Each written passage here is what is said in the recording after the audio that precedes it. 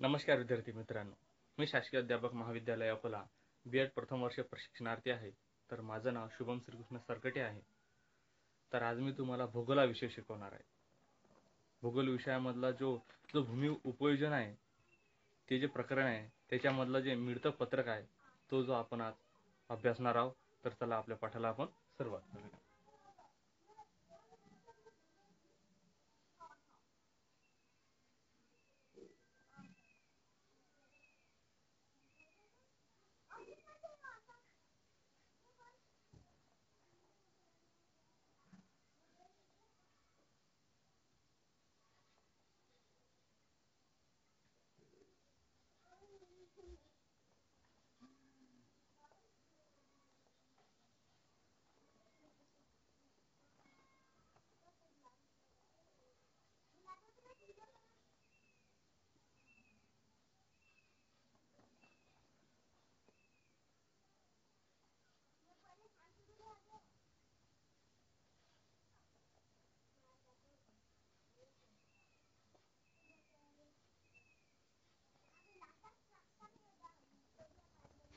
जो आपला जो टॉपिक आहे तो कोणता आहे आजचा?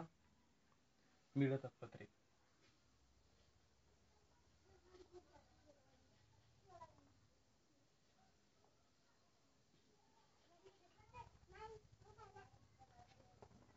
मिळतं पत्रिका म्हणजे काय, ते कशाला म्हणतात, याच्यापासून फायदा काय, तोटा काय, भूमिविजन म्हणजे काय.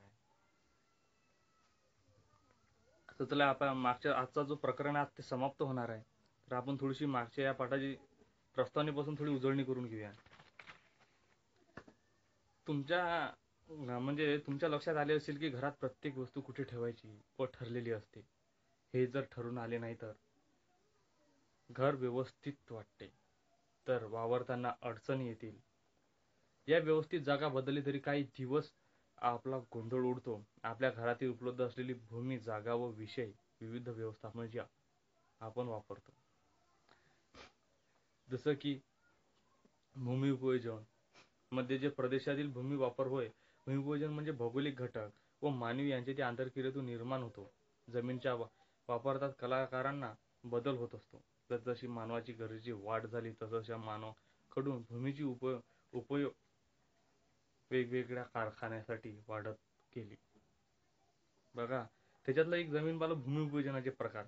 ज्यांनी काय म्हटलं, ग्रामीण भागात शेती हा प्रमुख व्यवसाय आहे. त्याच्याखाली आपण बघितलं शेतजमीन.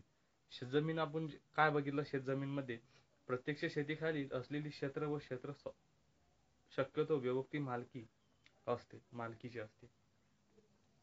जसे की पडीत जमीन. पडीत जमीन मध्ये काय काय असते, जे हरेक आपल्या गावाचे जे जे टोकावर असते, जिथं काहीच नसते, गोटाळ भाग असते, त्याला पडीत जमीन असे म्हणतात. जसे की शेतजमीन, तिचा वापर शेतीसाठी थांबवला जाते व तेथे पडीत जमीन असते.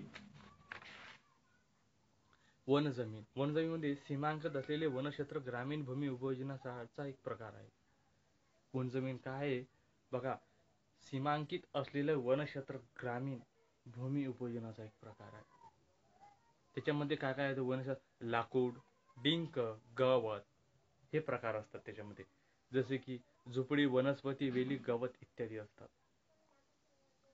गायरान म्हणजे माळरान.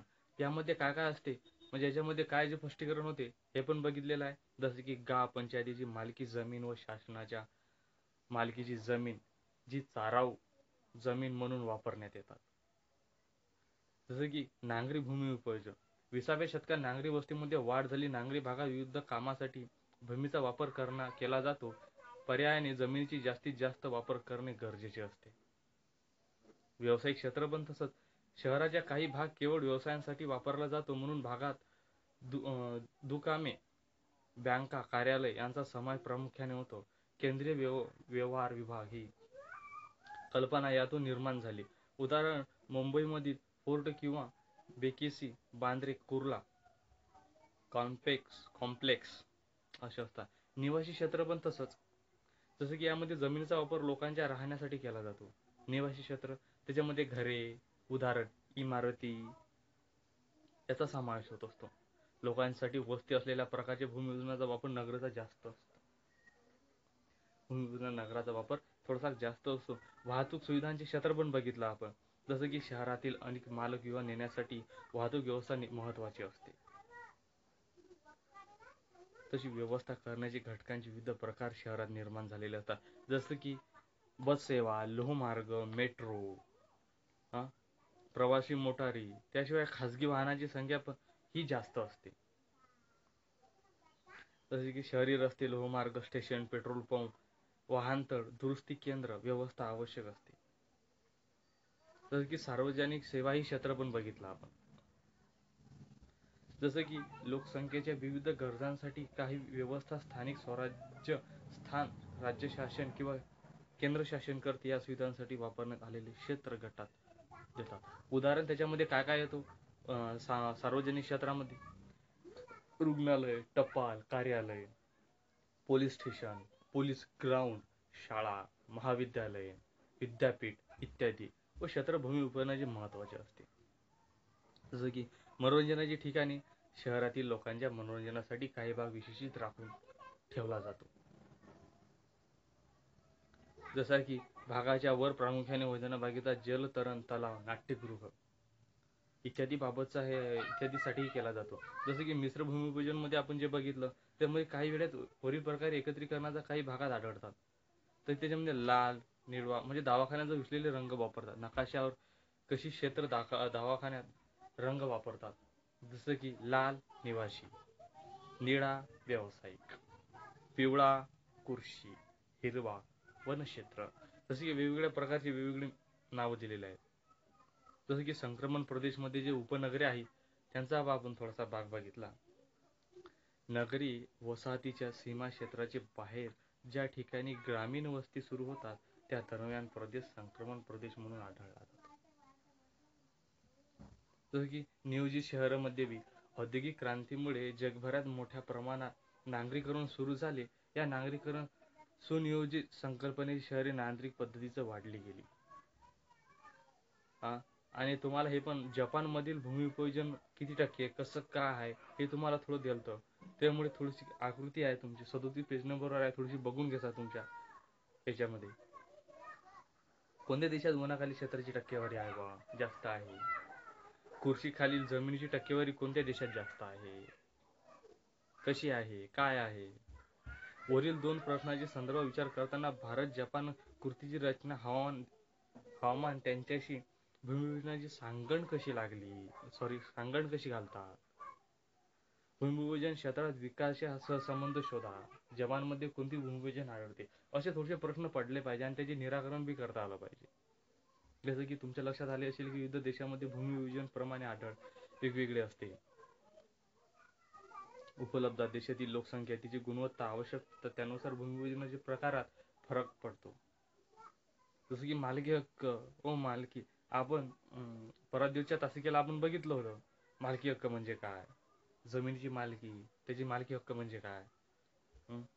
भूमिपूजनामध्ये जमिनीची वापर केला जातो तर आपण आपल्या जमिनीची मालकी व खाजगी सरकारी असून शकते संदर्भात नोंदणी सरकारची महसूल खात्यात केली जाते. महसूल म्हणजे काय, सातबारा कसा वाचावा हे पण आपण बघितलं होतं. त्याचा आकार कसा, उतारा कसा, हा कोणाजवळ मिळतो, यांची देखरेख कोण करतो आणि आपल्या शेतीवर जो कर असतो तो कोण लावतो. जो केंद्र म्हणजे आपल्या शेतीवरचा कर कोण ठरवतो, कोण वसूल करतो, हे पण आपले थोडेसे प्रश्न मालूम असले पाहिजे. जसं की सातबारा कसा वाचावा, तुम्हाला एक डायग्राम सांगितला होता मी, सातबारा कसा वाचावा त्याच्यात नाही बी तसं. आणि त्याच्याने भोकादार म्हणजे वंशपरंपरा चालणारी मालकी हक्क. मालकी हक्क म्हणजे काय, ते कुठून जमीन आली तुमच्याजवळ, कशी आली, म्हणजे ती तुमच्या पंजोबानं आजोबानं जे विकत घेतलेली होती ती तुमच्याजवळ आली म्हणून ते तुमच्या वंशपरंपरेची जमीन आहे. जशी की भोगावदार वर्ग 2 मध्ये आपण बघितलं होतं, अल्पभूधारक भूमिकांना दिलेली जमीन अधिकाऱ्यांना परवानगी तरच जमिनीची विक्री, भाडेपट्टा, दहाणगाणे असतात. म्हणजे एसबीआय मध्ये सातबारा असल्याशिवाय एसबीआय आपल्याला ओळखत नाही, म्हणजे त्याच्यावर जे कर्ज देते, म्हणजे आपल्याला गहाण ठेवावं लागते तेव्हा ती कर्ज देते. तसंच हे म्हणजे ते खाली आकार जमिनीवर लावण्यात आलेला कर म्हणजे जसं की शासनच कर लावत असतो आणि शासनच वसूल करत होतो. जसं की त्यांचे जे सहकारी असतात, त्यांचे जे कर्मचारी असतात ते आपल्याकडून कर घ्यायला येतात आणि जे काही नुकसान होतो ते पण शासनच भागत असतो. जसं की पूरग्रस्त विभाग आहे, ते पण शासनच करत असतो. जसं की इतर हक्क यामध्ये मालमत्तेचे इतर अधिकार धारण करणाऱ्या लावणीची नोंद असते, तसे सदर जमीन संदर्भात घेतलेले कर्ज फेटाळे किंवा नाही हे समजते. याची नोंद असते त्यांच्याजवळ आणि ते फेटाळतात का नाही फेटाळ्याची नोंद पण समजून घेत असतात. जसं की मिळकत पत्रिका, आपला जो टॉपिक आहे आजचा, मिळकत पत्रिका. मिळकत पत्रिका म्हणजे काय, काय असते बा हे, काय असते हे, कसं असते, याला काय म्हणतात, प्रॉपर्टी कार्ड. याला काय म्हणतात,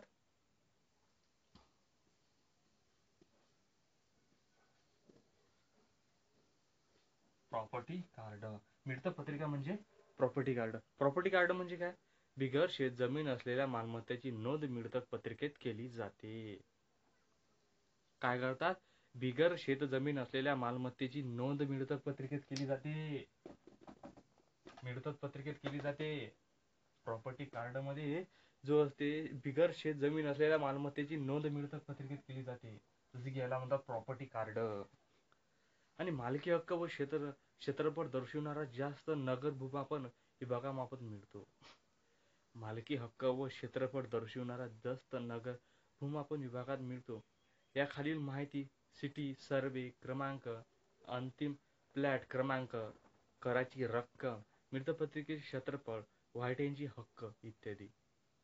म्हणजे सर्वे होतात, सर्वे होतात, अंतिम टप्पे होतात, त्यांच्या थोड्याशा समित्या गठीत केल्या जातात आणि त्यांचे क्रमांक दिला जातो आणि त्यांनी रकमेची करांची रक्कम पण ठरवतो कोण, शासन.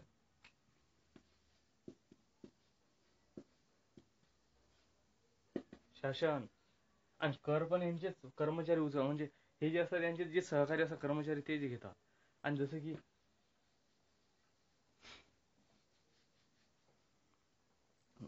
तुम्हाला सांगितलं होतं मी, थोडंसं 40 पेज नंबरवर थोडंसं आपण बघूया, भूमिपूजनावर करणारे घटक कोणते बा, भूमिपूजन होणारे घटक कोणते.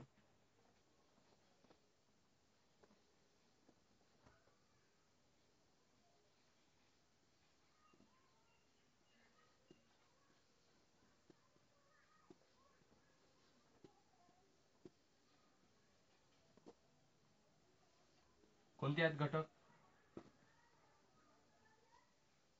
कोणते आहेत घटक, कोणी सांगू शकेल. ग्रामीण भूमी उपयोजन दोन भूमी उपयोजन भाग पडतात, ग्रामीण भूमी उपयोजन आणि नागरी भूमी उपयोजन.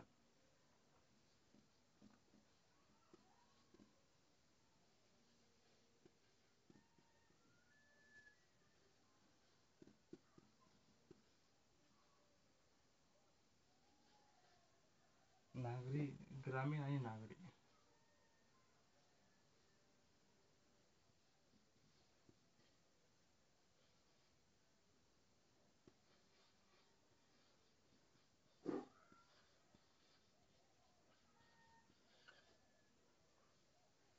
नागरी भूमी उपयोजन मध्ये, ग्रामीण भूमी उपयोजन मध्ये काय काय असतो, हवामान, मृदा, उतारणाचे स्वरूप, जलसिंचनाची सुविधा. बघा काय काय असतात भूमी उपयोजनामध्ये करणारे घटक कोणते कोणते असतात. आपला जो टॉपिक चालू आहे त्याच्यावर चर्चा करत आहोत मी. उतारणाचे स्वरूप, जलसिंचनाची सुविधा, नैसर्गिक साधन संपत्ती.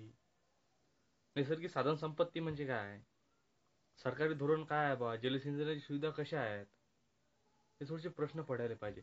आणि नागरी भूमियोजन मध्ये मध्ये तेच पण, नागरी भूमियोजन मध्ये पण तेच, जसं की भूक्षेत्राखाली स्थान, नैसर्गिक साधन संपत्ती, गृहनिर्माण धोरणे, वाहतूक मार्ग काय आहे बा, कुठं आहेत बा, कसं आहे, औद्योगिकरण म्हणजे काय, व्यापार कसा आहे, क्रीडांगण व मनोरंजन सुविधा, सरकारी धोरण. जसं की शेती योग्य जमीन किती टक्के आहे, कशी आहे, शेती योग्य जमीन किती टक्के आहे, नापीक जमीन किती टक्के आहे, क्षेत्राखाली वनाखालील जमीन किती टक्के आहे. मी तुम्हाला थोडासा डायग्राम काढून देतो.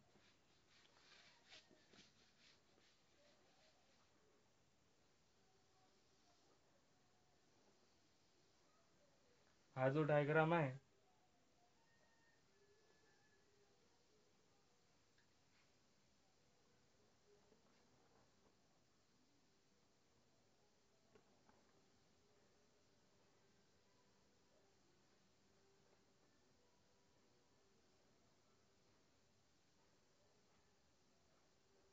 हा जो डायग्राम आहे पहिल्या डायग्राम मध्ये काय आहे 16.9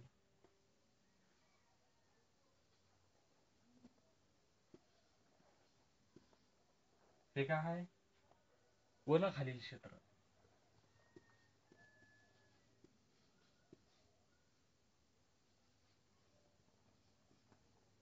दुसरा कॉलम याच्यामध्ये काय येतो 10.2 हे कशात मोडतो हे म्हणतो बिगर शेती क्षेत्र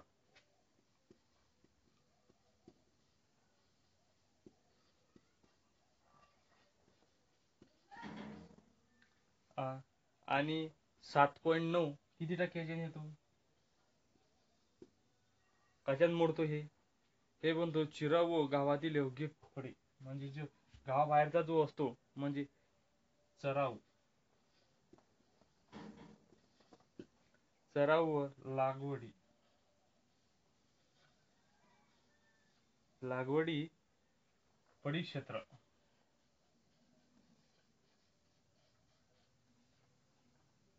आणि हा जो आहे 8.3 हा कशात मोडतो हा मोडतो परिक्षेत्रामध्ये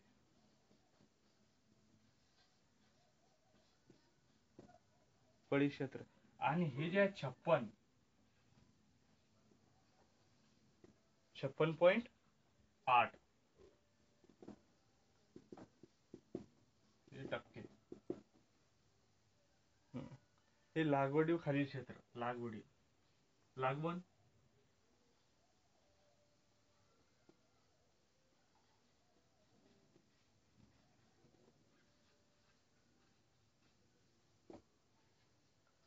अशा प्रकारे मग याच्यामध्ये काय असतो बा शेतीयोग्य जमीन किती टक्के आहे शेतीयोग्य जमीन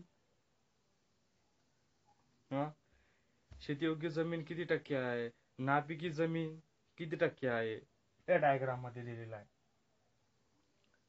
नापिकी जमीन आणि महाराष्ट्रात बिगर शेत जमीन किती टक्के आहे अशा प्रकारे याच्या पुढे तुम्हाला थोडं होमवर्क देतो हे लिहून घ्या पहिले त्याच्यावर तुम्हाला थोडा होमवर्क देतो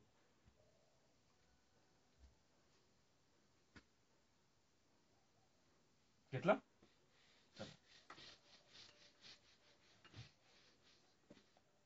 या लिहून घ्या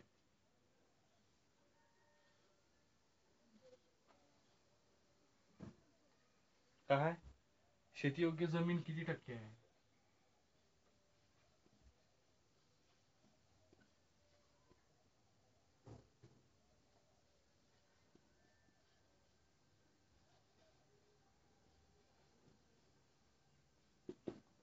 योग्य आहे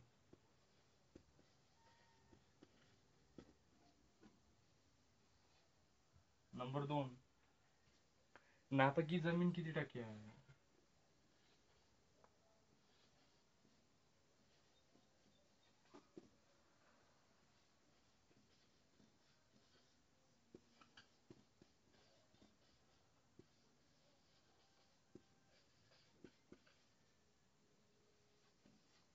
नंबर 3 महाराष्ट्रात बिगर शेतजमीन किती टक्के आहे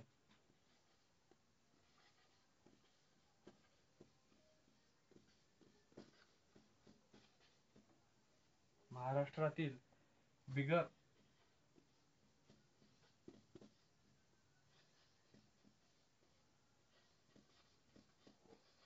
किती टक्के आहे